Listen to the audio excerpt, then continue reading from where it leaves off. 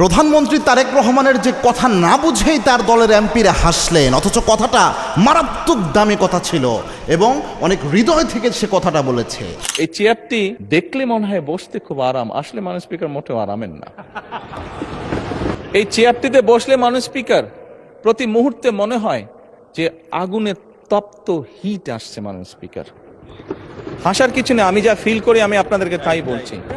গতকাল আপনারা দেখেছেন সংসদে তিনি যে প্রাণবন্ত একটা ভাষণ দিয়েছেন, আমিরে জামাত ডক্টর শফিকুর রহমান তিনিও প্রাণবন্ত ভাষণ দিয়েছেন, নাহিদ ইসলাম সাহেব তিনিও প্রাণবন্ত ভাষণ দিয়েছেন এবং বর্তমান প্রধানমন্ত্রী তারেক রহমান সাহেব তার ভাষণটাও ছিল চমৎকার একটি ভাষণ। এই ভাষণে তিনি বলছিলেন যে আমি যে চেয়ারটাতে বসি এই চেয়ারটা দেখতে মনে হয় অনেক আরামদায়ক, কিন্তু এই চেয়ারটা কোনোভাবেই আরামদায়ক চেয়ার নয়। আমার কাছে মনে হয় এই চেয়ারের নিচ থেকে আগুনের তাপ আসে। এই কথাটা যখন সে বলল, দেখলাম তার এমপিরা অনেকে হেসে উঠলেন। তিনি বললেন এটা তো হাসার কিছু নেই, আমি যা ফিল করি তাই বলি। কথাটা কিন্তু মারাত্মক।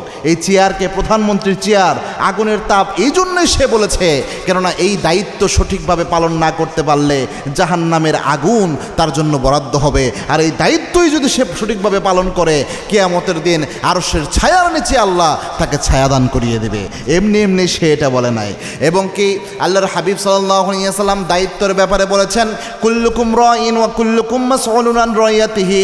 প্রত্যেক দায়িত্বশীলকে in the day of judgement আল্লাহ জিজ্ঞাসাবাদ করবেন। একজন প্রধানমন্ত্রীকে আল্লাহ জিজ্ঞাসাবাদ করবেন সে জনগণের উপর সঠিক দায়িত্ব পালন করেছে কিনা। আবার যে নেতা সঠিকভাবে দায়িত্ব পালন করবে, আল্লাহর হাবিব জানিয়েছেন ইয়াউমা লা যিল্লা ইল্লা যিল্লু, কিয়ামতের দিন যখন কোনো ছায়া থাকবে না, যেই নেতারা সঠিকভাবে দায়িত্ব পালন করতে পারে, জনগণের উপর ইনসাফ করতে পারে, ওই নেতাদেরকে আল্লাহ রাব্বুল আলামিন আরশের ছায়ার নিচে ছায়াদান করে দেয়।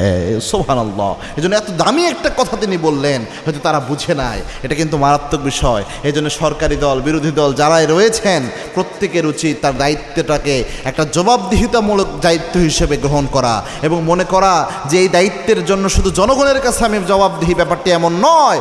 আমি যদি জনগণকে ফাঁকিও দেই, আমি যদি জনগণকে ধোঁকাও দেই, জনগণ যদি আমার ছলচাতুর নাও বুঝতে পারে, আরশে আজিমের মালিক আল্লাহ তিনি এগুলো দেখছেন। কিয়ামতের এই কঠিন ময়দানে আমার দায়িত্বের জন্য আল্লাহ আমাকে জাহান্নামী বানিয়ে দিতে পারেন, কিয়ামতবাসীর সামনে বেজ্জতি করতে পারেন।